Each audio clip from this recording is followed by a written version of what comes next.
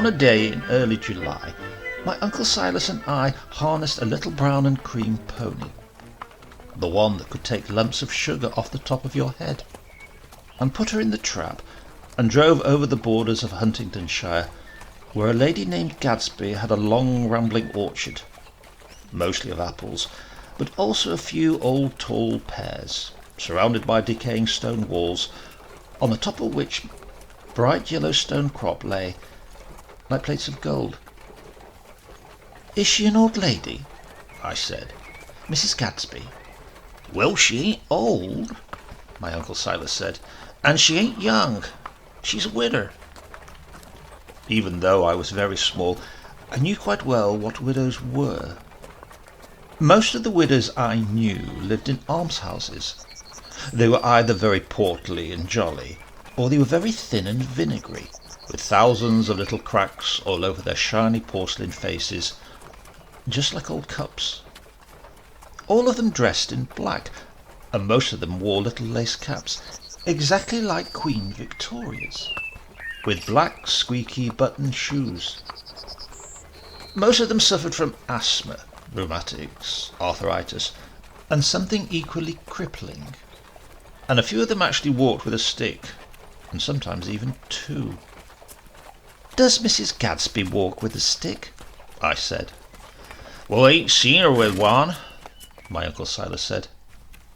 "Those old ladies in the almshouses walk with sticks," I said, "and they're widows." "Well, there's widders and widders," my Uncle Silas said, "just the same as there's apples and apples.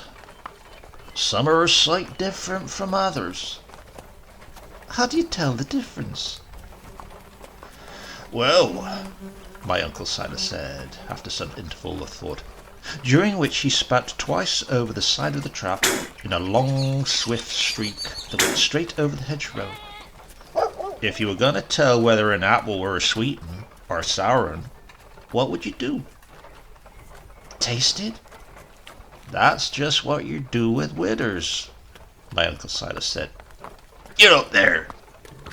As he said this, he flicked the reins over the pony's back, and we started to roll along at a smart pace, between little spinneys of ash and hazel, and high dusty hedgerows, covered with pink wild roses, and dykes smothered with meadowsweet and willow herb.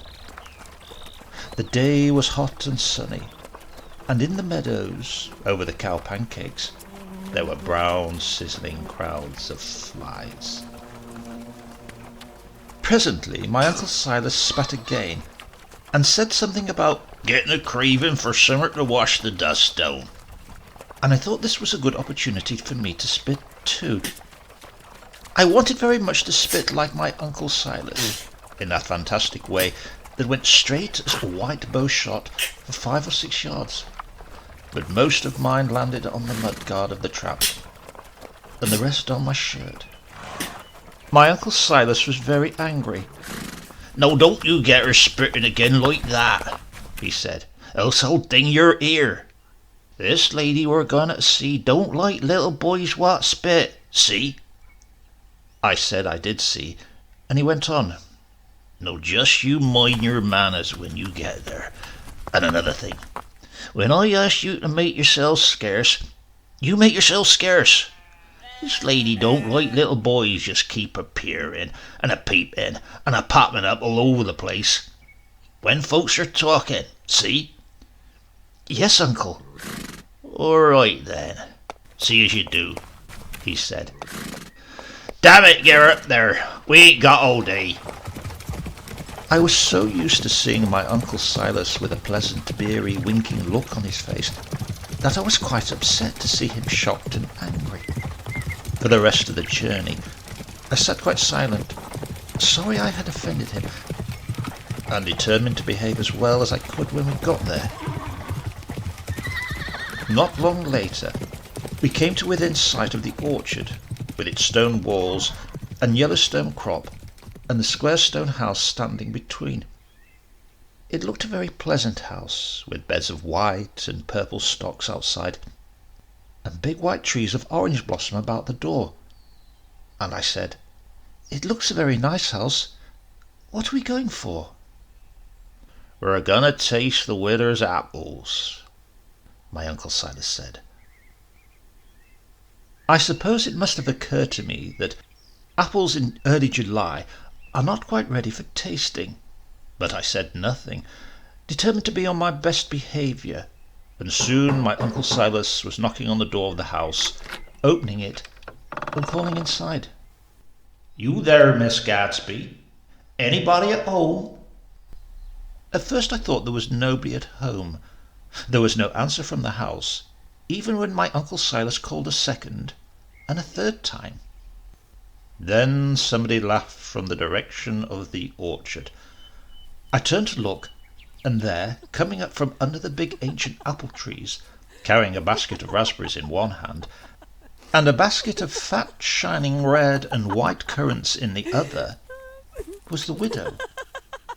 She was not dressed in black, as other widows were, nor was she wearing a cap like Queen Victoria's, nor squeaky shoes.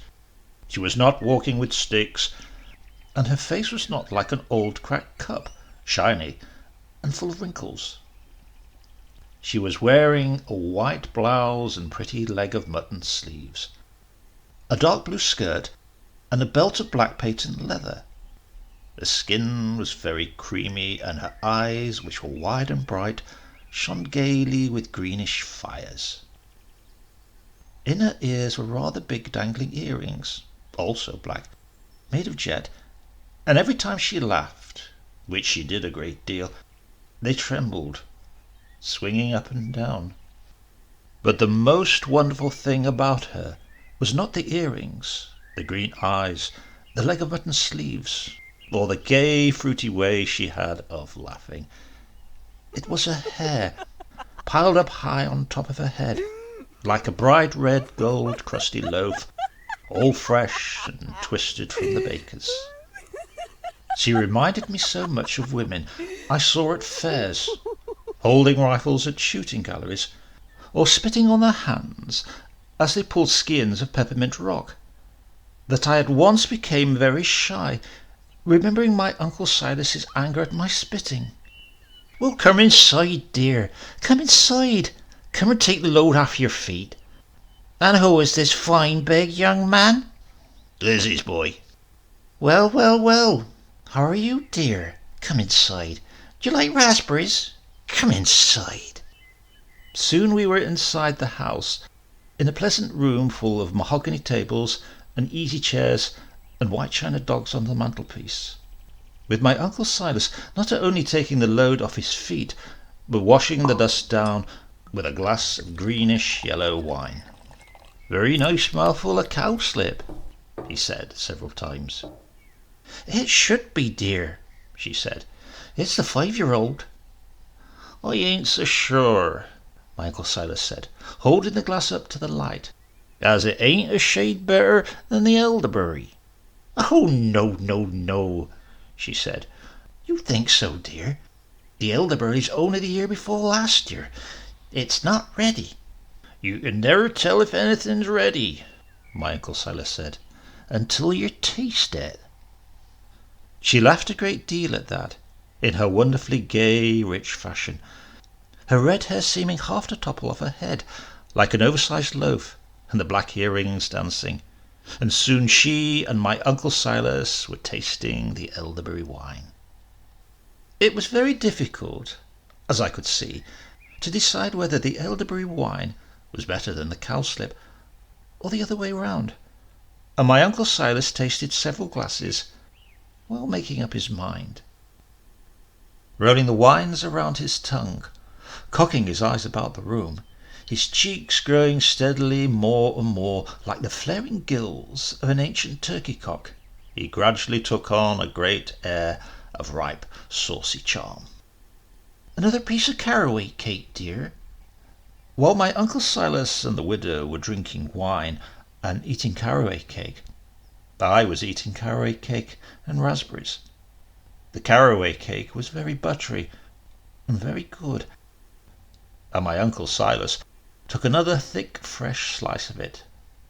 "How did you find the cake, dear?" "Well," my Uncle Silas said, "I'll tell you. In one way it's proper Moorish, in another way it ain't." "Oh," she said, and I thought she seemed a little shocked to think that a caraway cake could be criticised. "You really mean that, dear? In what way?"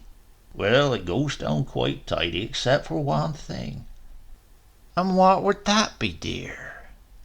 "The seeds get stuck in your gullet," my Uncle Silas said, "and you gotta keep washing them down."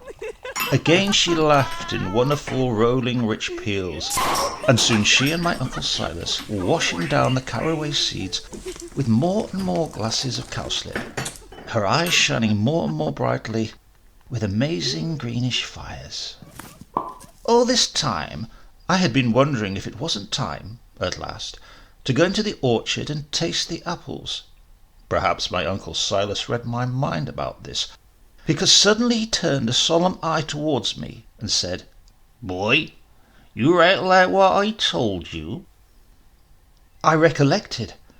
I hadn't forgotten how well I had to behave myself, or that, when the time came, I had to make myself scarce.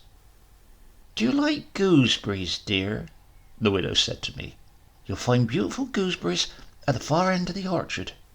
"Yes," I said. "There's it," Silas said. "You gooseberry off for half an hour or more. Gooseberry off until you bust." I knew that my Uncle Silas was very fond of gooseberries too, and I said, "Shall I bring some back for you?" "Not just now," he said. "We ain't gooseberry hungry, are we?" And as he looked at the widow, I thought he winked at her.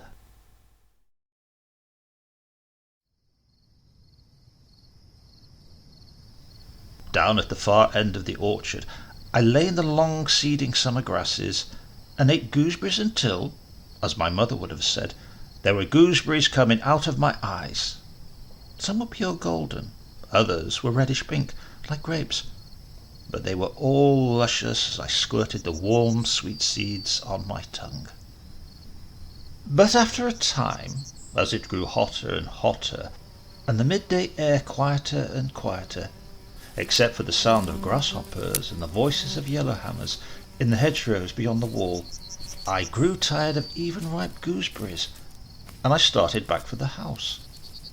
The orchard branched off, halfway down it, into a disused stone pit, down which the biggest of the apple trees grew, and the oldest, tallest pears.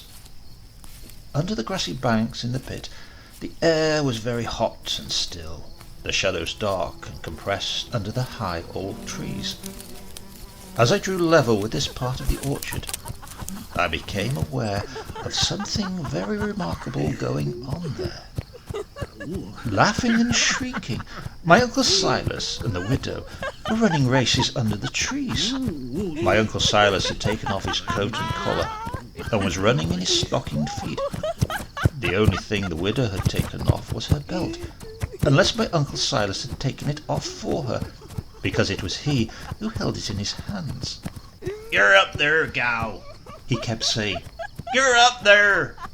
Every time he said this, the widow gave her rich fruity peals of laughter, and when I last saw her disappearing beyond dense masses of apple boughs at the far end of the stone pit, she was only a yard or so ahead of my Uncle Silas, and all the big red loaf-like pile of her hair was tumbling down.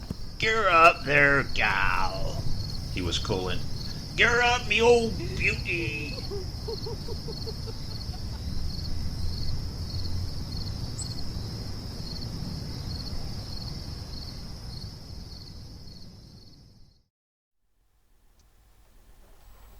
It was late afternoon before my Uncle Silas and I drove home again. The air of July was still very hot, and now and then my Uncle Silas belched into it a fruitier, riper breath of wine. I did not know at all what to think of the races in the orchard, and at last I said, "Did you taste the apples?" "Oh," he said. "Were they nice?" "Ah," he said. I thought for a few moments before asking another question, and then I said, "Were they sweet or were they sour?" "Sweet," he said. All of them? Every jack one of them, he said. Unaccountable sweet. Somehow, I could not think that my Uncle Silas, what with the cowslip wine, and the elderberry wine, and the caraway cake, and the races with the widow in the orchard, had had time to taste every jack one of the apples. But did you taste them all? I said. With tender rumination, my Uncle Silas stared across the dusty hedgerows of wild rose and meadowsweet, lovely in the evening sun, and belched softly with sweetish cowslip breath before he answered. No, but the widow told me how sweet they all were, he said. And a widow with a good orchard ought to know.